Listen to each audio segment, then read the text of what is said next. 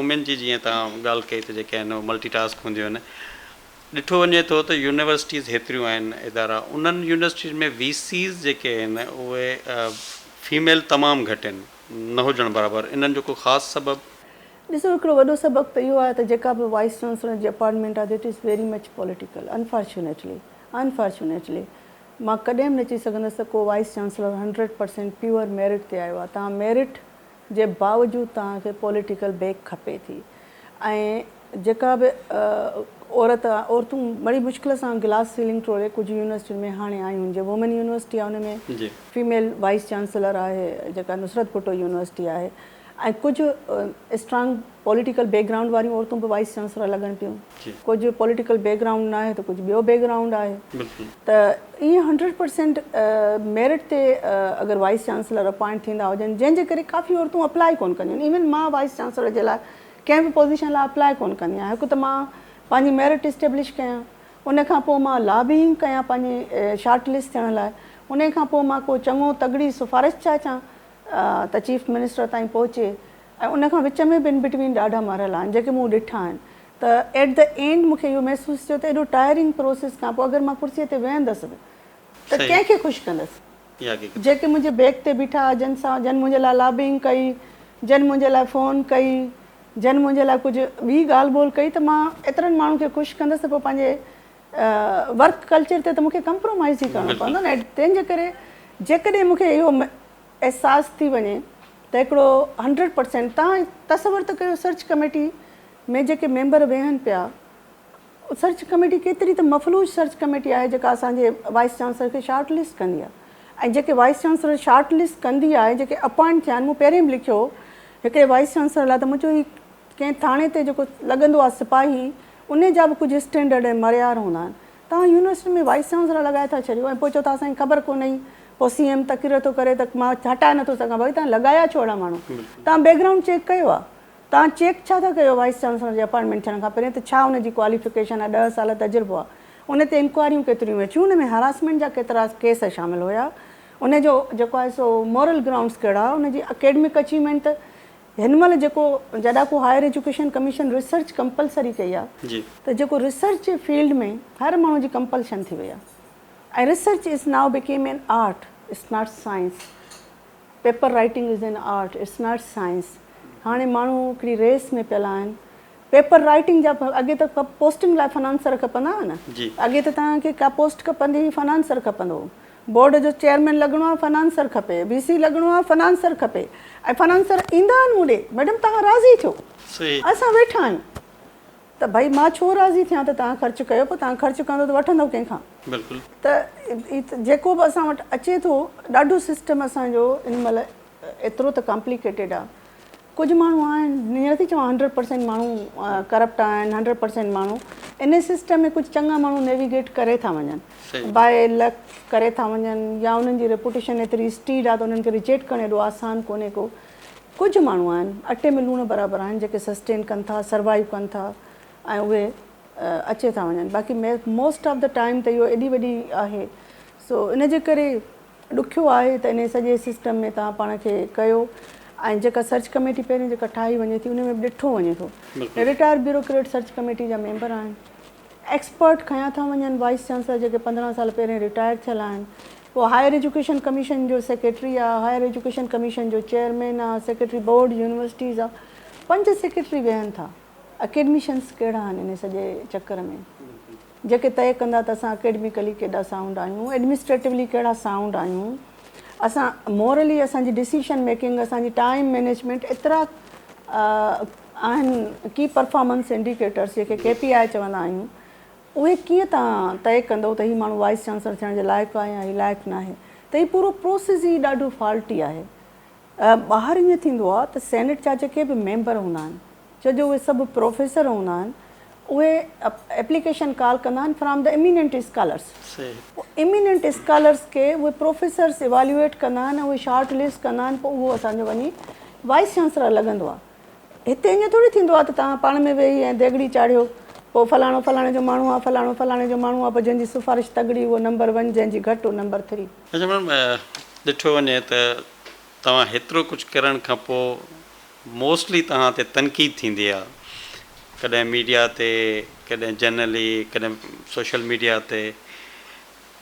कामयाबी जे करे थी, ज़ाहिर सी ॻाल्हि आहे तव्हां एतिरो कमु कयो था, एतिरा कामयाबु आहियो, जंहिंजे करे इहो थिए थो। सोसाइटी में ॾिसो प्रेजुडाइसिस औरतुनि सां ॾाढा आहिनि।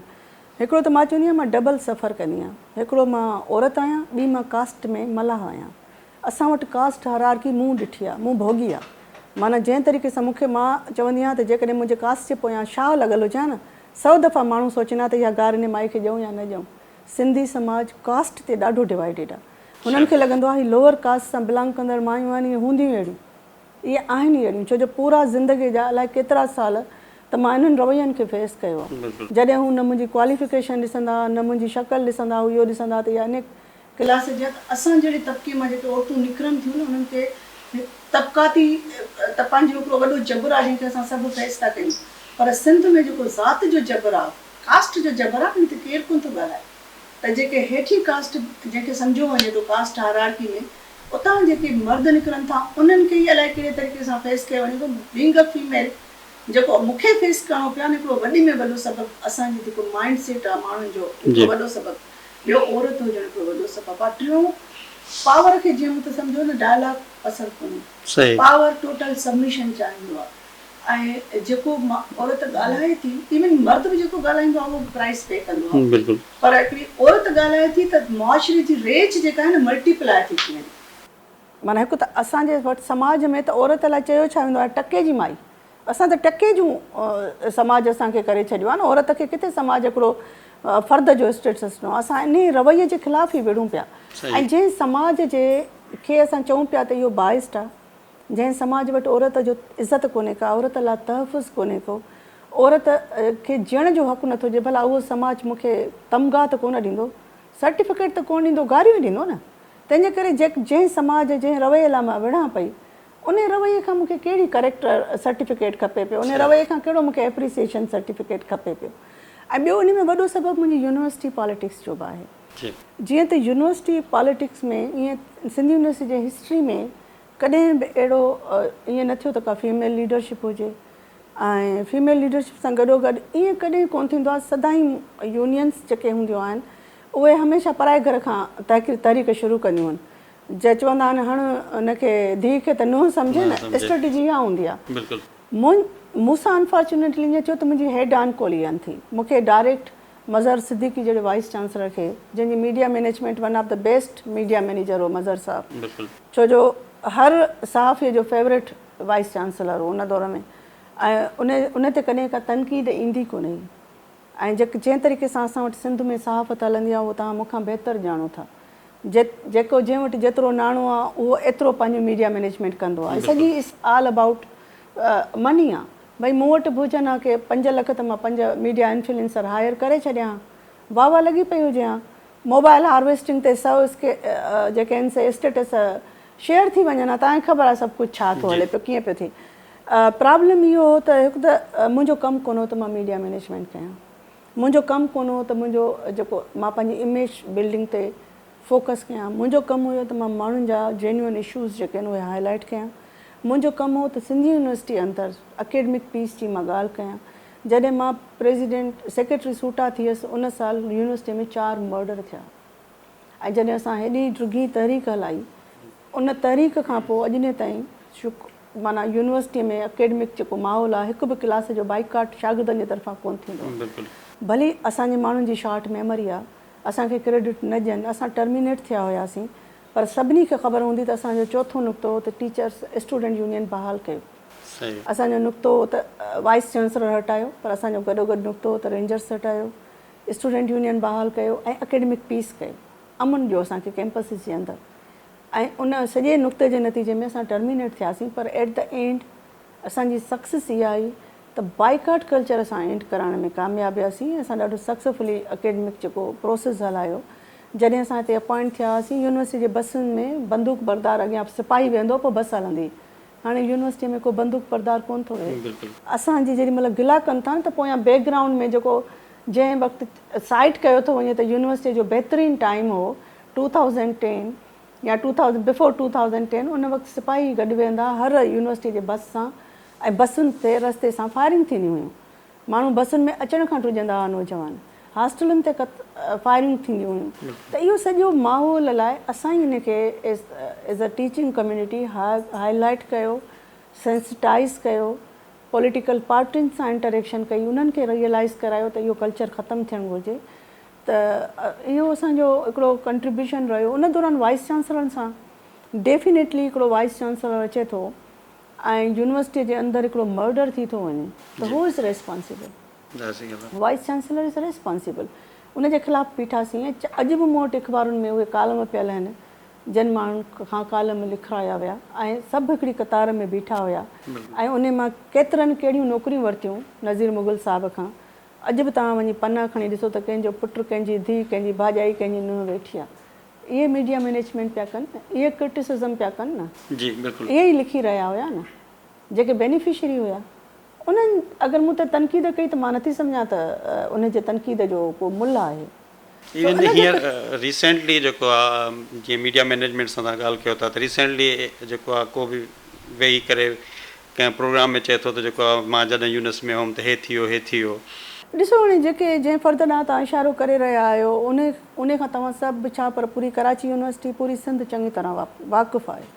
ऐं मां उहो सम्झां थी this is the worst disaster happen to Sindh university. Sindh university तारीख़ में इन क़िस्म जा माण्हू एॾी टॉप पोज़ीशन ते कोन आया आहिनि। उन्हनि में कमी कोताहियूं जीअं मूं चयो त पहिरियों बि हूंदियूं, कंहिं में एडमिनिस्ट्रेटिव जेको आहे सो वीकनेस आहिनि, कंहिं में फाइनेंशियल थोरो करप्ट आहे, कंहिंजा कुझु फेवरेटिज़म हलनि था।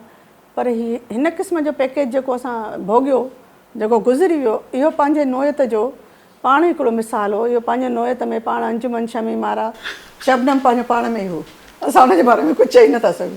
सो उनजो जेको असां जंहिं तरीक़े सां हिन इदारे भोॻियो आहे, 1100 मिलियन जी जेका हिन इदारे ते मथां फाइनेंशियली हिकिड़ो इल्ज़ाम आयो, उनखां पोइ उन दौरान जेके ॿिया वाक़िया रिपोर्ट थिया जेके मां मीडिया ते करणु नथी चाहियां, छो जो यूनिवर्सिटी ऑफ सिंध ग़रीबनि जे ॿारनि जी यूनिवर्सिटी आहे ऐं हिन यूनिवर्सिटीअ में ग़रीब ॻोठनि जूं नियाणियूं ईंदियूं आहिनि, ॻोठनि मां ईंदियूं आहिनि ऐं ॻोठनि में जेकॾहिं का अफ़वाह बि हलंदी आहे, सभ खां पहिरियों छोकिरीअ खे घर विहारे छॾींदा आहिनि। ऐं असांजे अॻियां इहो बि वॾो चैलेंज आहे त असांजो को बि अहिड़ो स्टेटमेंट न अचे जंहिंसां ग़रीब जे ॿार जी डिग्री डिवेल्यू थिए ऐं ग़रीब जे ॿार जी जेका छोकिरी निकिरे पई उहा अदारनि ताईं न पहुचे।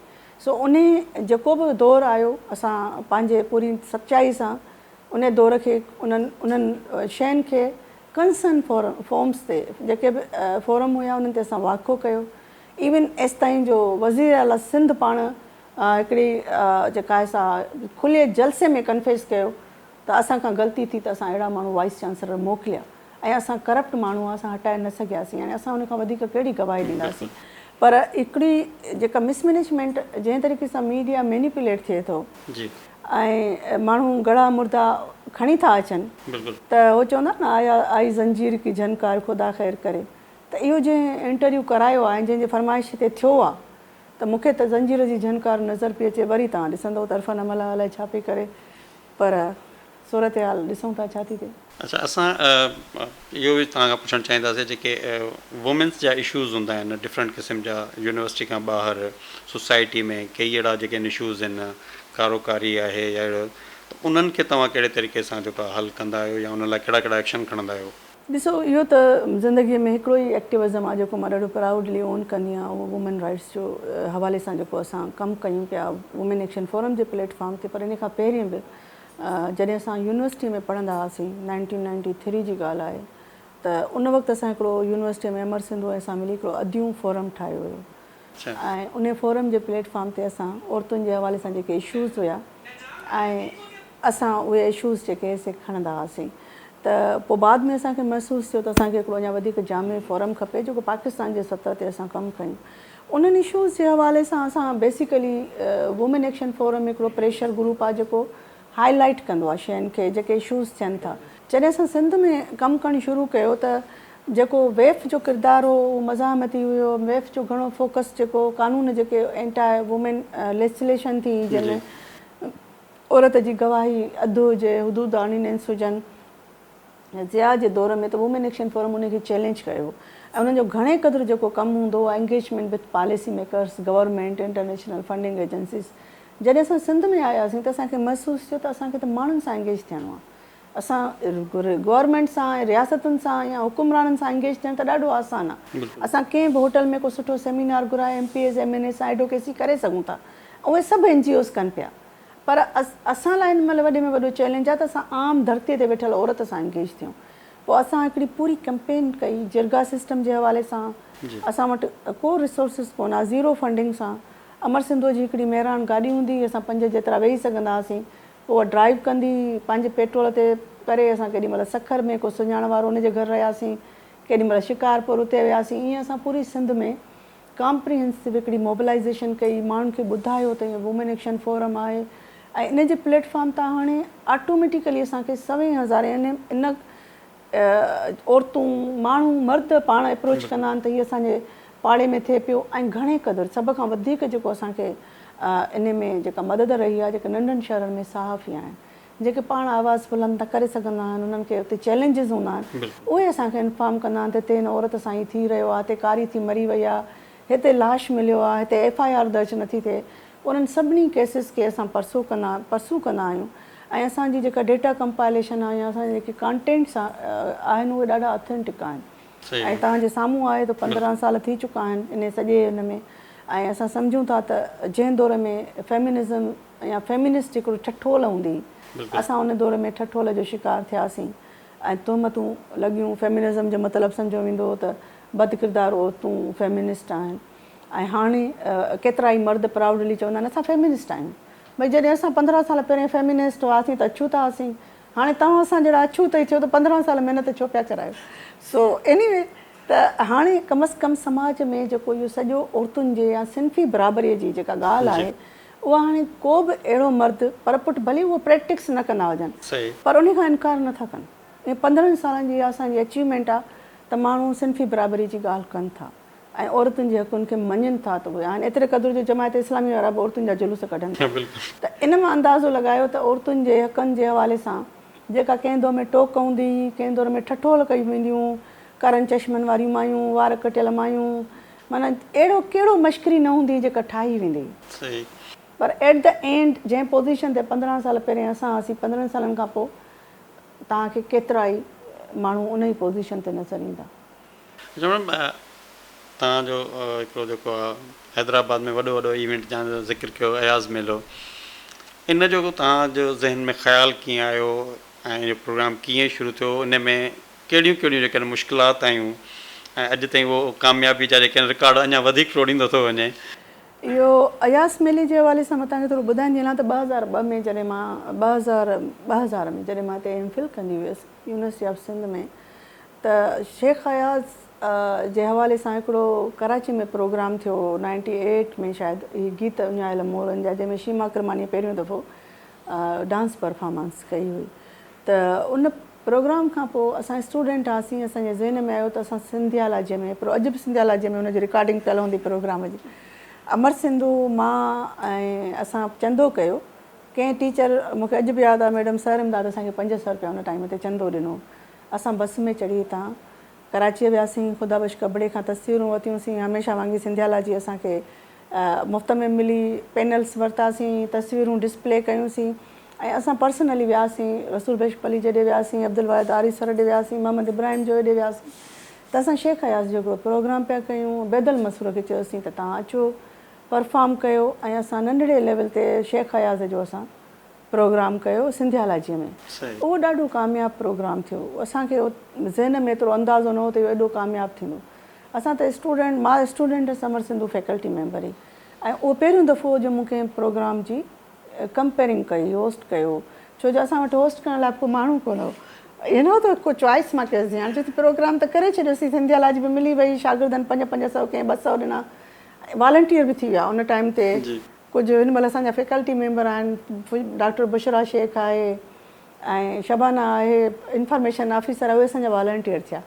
असां वरी ऑर्गेनाइज़र थियासीं। असां हिकिड़ो ईअं ई स्टूडेंट्स प्रोग्राम कयो, पर उहो ॾाढो सक्सेसफुल वियो ऐं उन में सभई इहे शख़्सियतूं आयूं, सुठो हिकिड़ो इवेंट थियो। ऐं बैदल मसरूर कोई 15 सालनि खां पोइ, 86 खां पोइ पहिरियों दफ़ो 2000 में उन प्रोग्राम में परफॉर्म कयो हुयो। ऐं पोइ असांजे जेॾी महिल खाना बदोश खोलियो त असांजे ज़हन में उहो हुयो त असां फेस मेलो थिए थो त वाई नॉट शेख अयाज़ मेलो, त असां चयो असां अयाज़ मेलो था कयूं। उन वक़्तु बि असांखे ज़ीरो फंडिंग हुई, के रिसोर्सिस कोन हुया। ₹1 लख असांखे फंड मिलियो, ₹1 लख। असां 8 ॾींहं टेंट लॻाए अयास, पहिरियों अयास मेलो कयो ऐं सभिनी खे मुफ़्त में चयोसीं अचो। इहो बहरहाल असां शुक्रगुज़ार आहियूं सिंध जे अदीबनि जा, सिंध जे दानिश्वरनि जा, शाइरनि जा ऐं फ़नकारनि जा, जंहिं असां खां टको बि न वरितो ऐं चइनि असां जेको आहे सो असां बैदल मसूर खे बि चयो त अचो। बैदल मसूर चयो त मां कराची मां ईंदुसि, मूंखे त टैक्सी खपे, पैसा खपनि, हीअ खपे, हू खपे, असांखे पैसा सफ़ा कोन।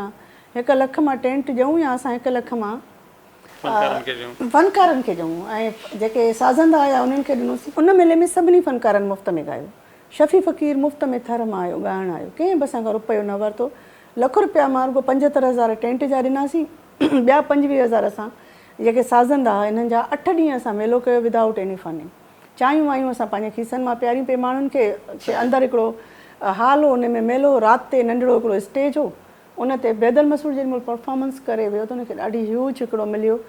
त असां जेके उनखे ₹2 रखिया की घणा त कोन अची, ईअं नथो ॼा, मूंखे न खपनि, तव्हां इहे मेले ते ख़र्चु करे छॾियो। ऐं इन ईअं माना इहो हिकिड़ो असांजो नंढिड़ो इवेंट हुयो। 8 ॾींहं उहो हलियो ऐं असां वियासीं आसिफ़ हैदर शाह हाउस।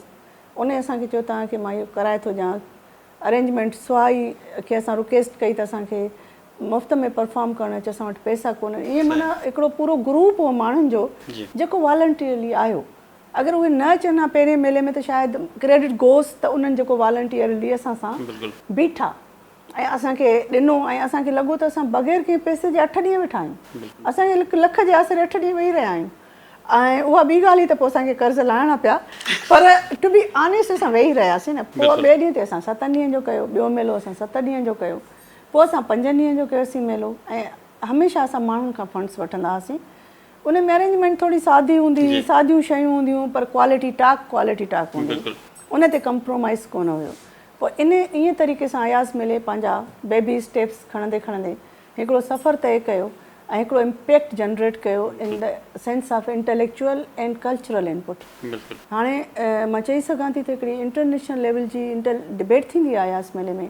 जेके सेशन्स हूंदा आहिनि उहे ॾाढो संजीदगीअ सां ॿुधा वेंदा आहिनि, माण्हू ॾाढो संजीदगीअ सां ईंदा आहिनि।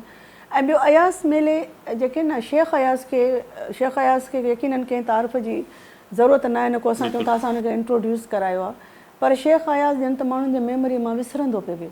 असां हुनजी यादि दयानी कराई। असां हुनखे सिंध में त सिर्फ़ु हर माण्हूअ खे वरी बि थोरी घणी हुई, पर हिकिड़े नौजवान नसुल जेको हो उनखे असां नई साईं शेख अयास सां मां सम्झां थी त असां जोड़ियो आहे। असां शेख अयास खे गिलगित बाल्तिस्तान खां वठी कोटा ताईं वठी आया आहियूं। हाणे असां अयास मेले जी डेट्स फिक्स करे काफ़ी माण्हुनि खे असां मैसेज कयो त हिननि 3 ॾींहंनि में अयास मेलो थी रहियो आहे, महिरबानी करे पंहिंजो टाइम स्पेयर कजे। त असांखे 99% जेके आहिनि न पॉज़िटिव रेस्पॉन्सिस आया। त असां चाहींदासीं, माना हिकिड़ा वॾा वॾा नाला आहिनि, नासिर जेको आहे सो उन्हनि चयो त हा असां चाहींदासीं त असां अचूं ऐं असां पंहिंजा ॾींहं रिज़र्व रखिया आहिनि, असांखे ज़रूरु घुराइजो। हाणे असां लाइ मसइलो ईंदो आहे त इहे सभु माण्हू जेके असां ॾे अचणु चाहिनि था, लाइक मूं मुनीज़ जहांगीर खे चयो त तव्हां न आया, तव्हां चयो चई मां ईंदसि पोइ हिन ॾींहं ते अचां थी। हिकिड़ो टेक्स मैसेज थी, नॉट मोर देन दिस। हिकिड़ी असांखे जेका आहे सा बाक़ी असांखे उन्हनि खे टिकट ॾियणी पवंदी आहे ऐं पिक ड्रॉप ॾियणो पवंदो आहे। हाणे असां लाइ इहो चैलेंज आहे त अयास मेलो ऐं इवन जेको आहे सो नूर ज़हीर दुबई में हिन में वेठी आहे, UK में। लास्ट टाइम चई मुंहिंजी दिलि चए थी मां अयास मेले में अचां, सजाद ज़हीर जी धीउ आहे। असां चयो असांखे त टिकट जा ई पैसा कोन्हनि खे, असां त हर वारे क्राइसिस में हूंदा आहियूं।